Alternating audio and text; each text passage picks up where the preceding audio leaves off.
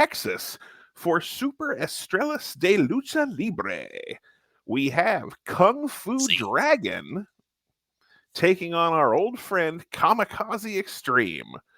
And since he's still looking to get a win on this show, today he's brought his manager, the Dapper Duke. Tell us about it, Whitey.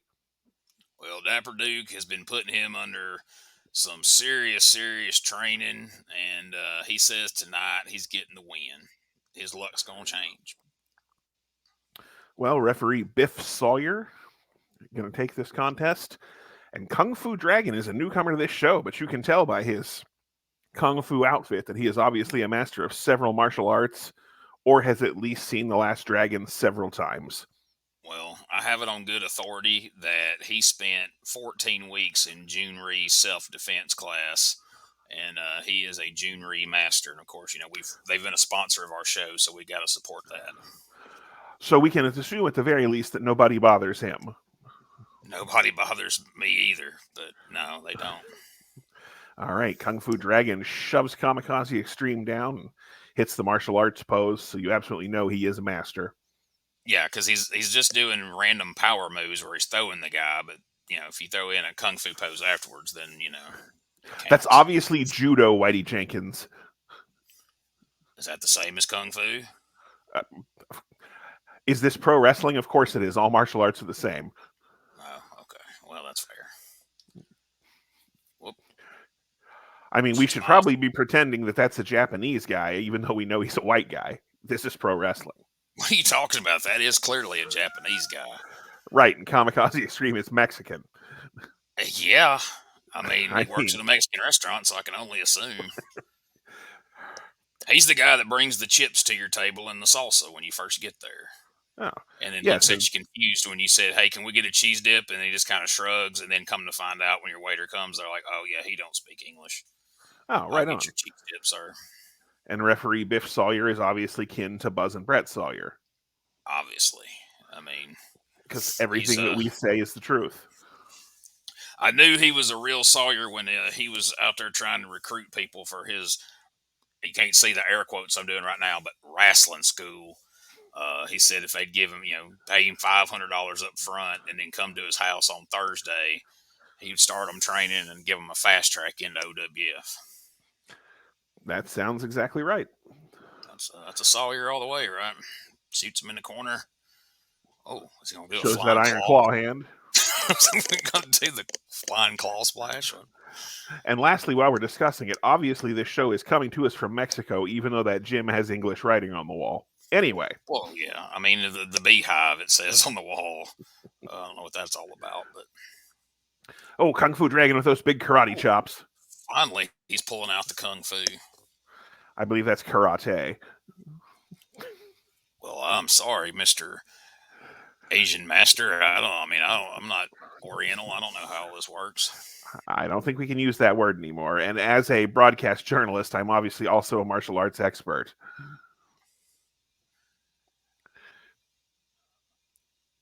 So, is it just is everybody kung fu fighting, or is it just him and then the other guy's doing lucha libres? Yes, that is correct. He is doing the martial arts, and the other guy is a lucha libre expert. Oh, see there, that was a big that was a karate I was chop. under the impression that everybody was kung fu fighting. There was a time period back in the 1980s when everyone was kung fu fighting, but they've since stopped. See that young lady there? Not kung fu fighting. See, now that I believe... I'm assuming Sawyer can teach you a little bit of kung fu fighting, even though he's clearly not a master. But yeah, that is an extra $200 for the kung fu. Oh yeah, that ain't free. $200, and if you want the gi, then that's another $400. Oh, absolutely. And you can only learn that at the Sawyer School.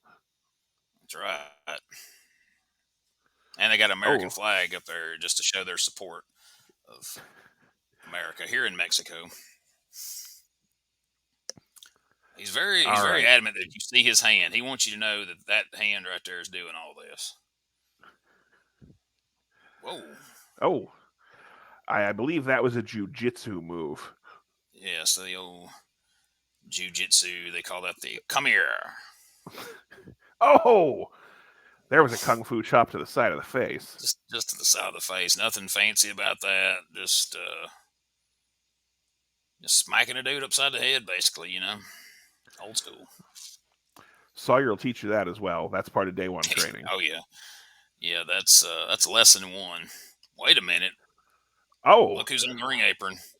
The TKO now, that I believe is actually a Krav Maga move. But and the dude was there. He was doing his job. He distracted the referee. Now Kamikaze got to roll up. Schoolboy, if you will. Oh, and the fastest count we've ever seen. Yes. And Kamikaze Extreme finally picks up a win here on OWF. I wouldn't believe it if I hadn't seen it with my own eyes. He finally won. Although I think he's in cahoots with Sawyer. That could well be the case. He must have prepaid for his training. I was going to say he must have paid him an extra $100 for referee training. All right, all those Mexican fans are very happy about Kamikaze's win. And looks like we're headed to commercial break, Whitey Jenkins. Promotional consideration paid for by the following.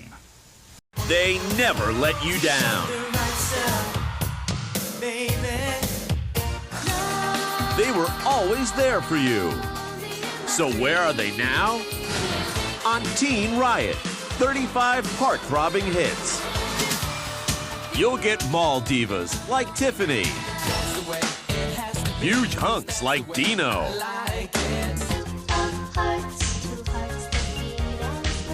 Teen Riot has all the hits from the food court to the arcade.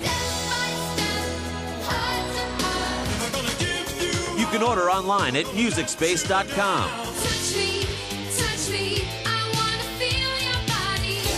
You'll get Pebbles and Menudo with Guess Who. Get Teen Riot. This 35-track collection is not sold in malls. To order, call the number on your screen or log on at MusicSpace.com. Do it now.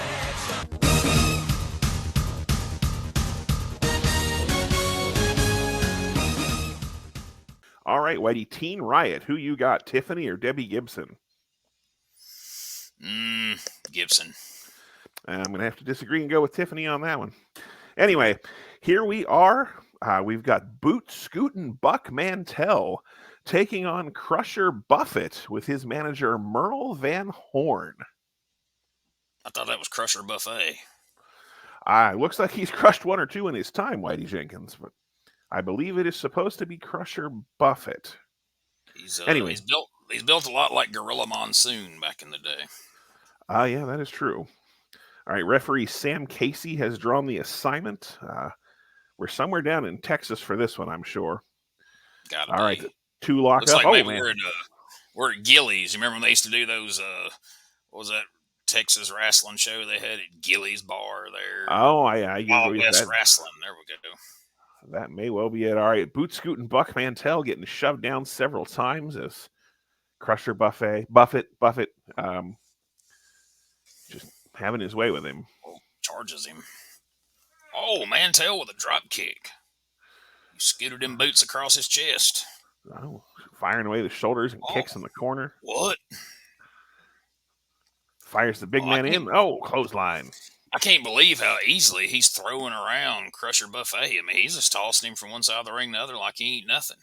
He's going to have to pay Sawyer, the referee from the last match, to teach him how to work like a big guy. Exactly, because he don't know. Meanwhile, Mantell looks like the third lost member of the Smoking Guns back in the day.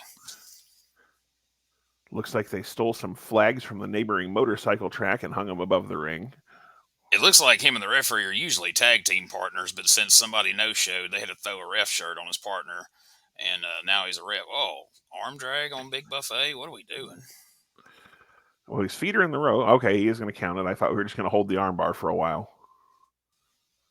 I mean, this guy's no George Gray, that's for sure. He does look a lot like Monsoon, doesn't he? He does. He's got his stance. It looks a lot like... I didn't see a lot of Gorilla in the ring, but, I mean, from what I did see, it looked a lot like this physically, but now Monsoon knew how to work. Look at this shit. What are we doing? Look, he just wants to get the match over with and get paid enough to go crush another Buffet. Well, He's going to have to crush a lot of buffet to make up for all this bumping he's doing. He's too big to be taking all these terrible looking bumps that he's taking. I'm going to have to pull this guy aside, give him some advice, and then tell him to go see Sawyer at the training school over there because he's embarrassing us big men's. There you go. Rakes the eyes. Buffett back to his feet. Oh, lays a big punch in. Shoots Mantell into the ropes. And a big clothesline. Whoa. I'm getting told in my headphones here that producer Smokey says he thinks it's Crusher Buffet. Oh. Perhaps he's foreign of some sort. I don't know. Smokey's been wrong before, though. Oh, he's just raking the eyes across the ropes. Classic maneuver. And now he's going to choke him. Definitely a heel. Yep. In case we weren't sure. And in these instances, a lot of times you're not. But Mantell threw a drop kick, so that's usually a sure sign that he's a babyface. Except in current times, now everybody just throws drop kicks and flips and all that. But took him over with a big suplex. Down here in Texas, they still do it old school, so he's the babyface. And now he's choking. Definitely the heel. Definitely the heel. He's like, I got till ref. Oh, God, I got to quit getting up and down. So where is the nearest buffet, just out of curiosity? Are we close to a golden coral?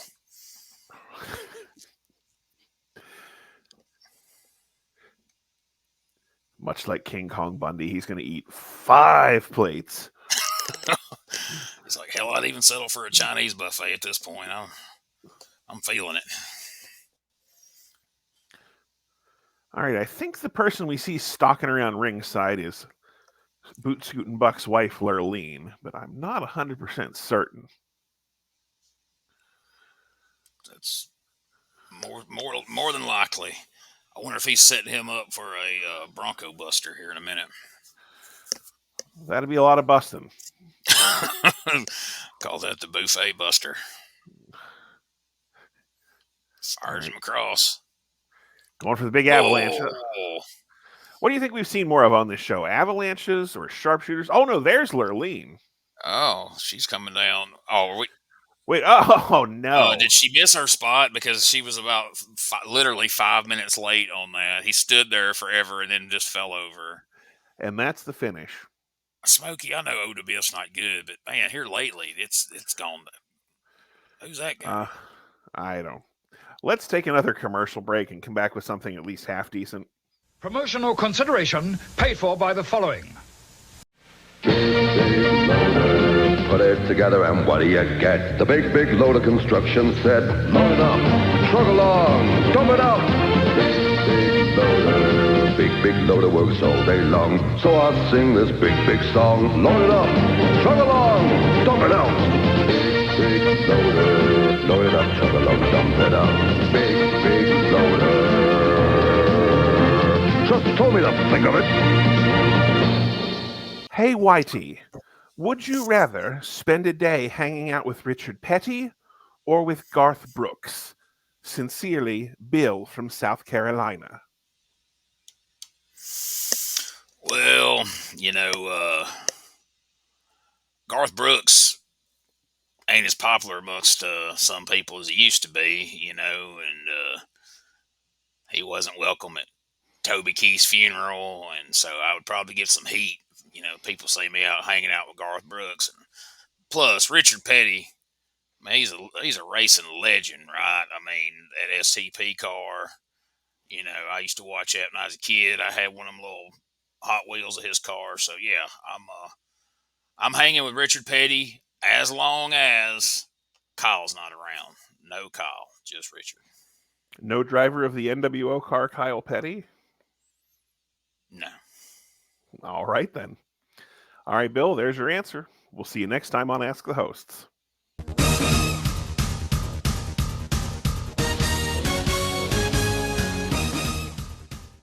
All right, ladies and gentlemen, we're back from Springfield, Colorado with Eastern Colorado Pro Wrestling. And it's crowd favorite Gigi the Love Machine. And he is taking on Gary the Prince Lawler. Oh, boy. Well, he does have the strap, so. Wait, what's that they're holding? Oh, no. Really? Whitey Jenkins, I'm being told this is a blindfold match. Oh, God help us. Clearly, they didn't see WrestleMania 7 to know that these suck, or the god-awful Prince of Darkness death match between Jimmy Garvin and Kevin Sullivan at the Crockett Cup 88. It is an actual fact that there has never been a good blindfold match in history. Well, they're switching blindfolds because apparently they don't trust each other.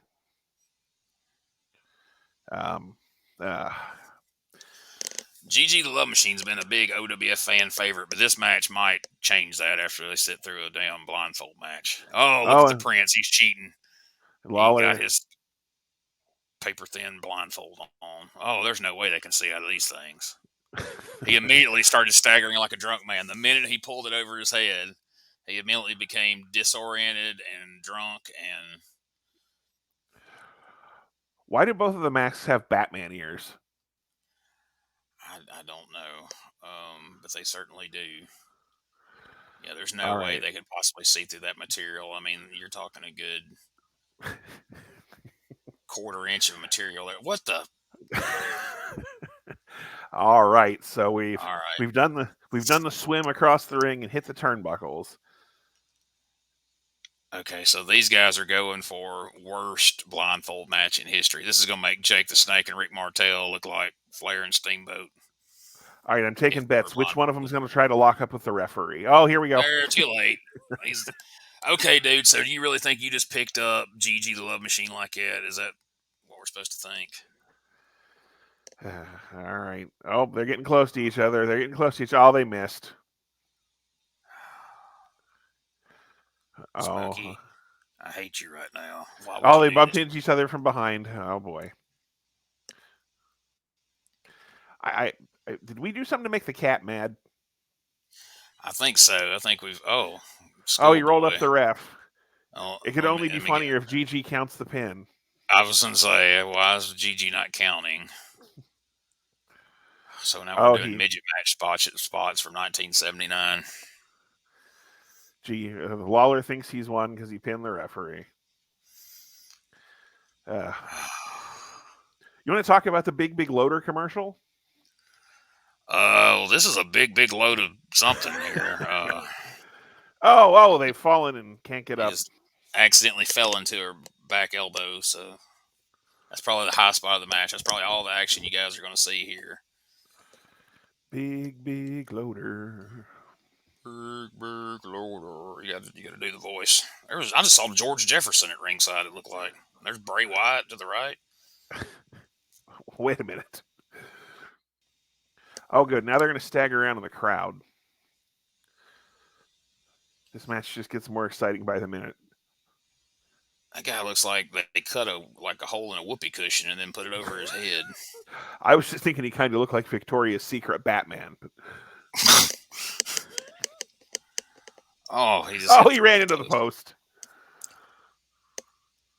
Why is there a wanted poster? I was just about to say that. If it says better wrestlers, then by all means. Oh, a pin. We've got a pin. 1, 2, please. Darn. All right, so you were just on top of him pinning him. Why would you go to the other side and start flailing around?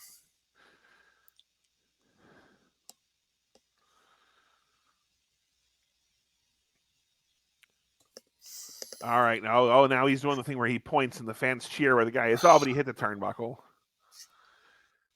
Maybe he can use that to turn heel because he can't trust the fans anymore. Oh, it happened again. Oh. This is comedy, ladies. So we're and doing gentlemen. every corner, it would seem. Oh no! No. Fat ass splash into the corner. Okay, and he drops the elbow. Did he just take a bump off an elbow that missed? Yes, the guy sold it because the ring shook the ring so hard because that dude weighs 400 pounds.